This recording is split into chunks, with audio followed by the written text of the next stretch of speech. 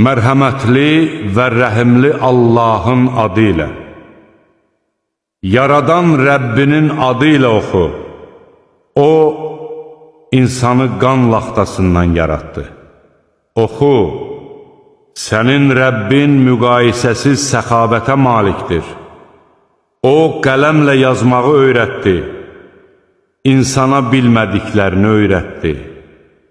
Xeyr, insan doğrudan da həddini aşır.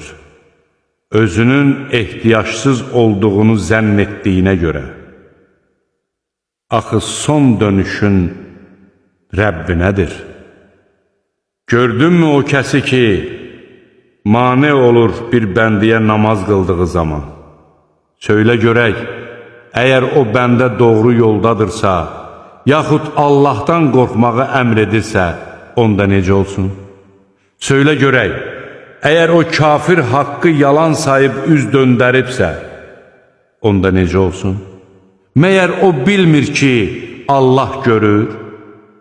Xeyr, əgər yaramaz əməlinə son qoymasa, biz onun kəkilindən tutacağıq, yalancı, günahkar kəkilindən.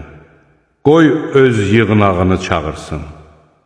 Biz də əzab mələklərini çağıracağıq.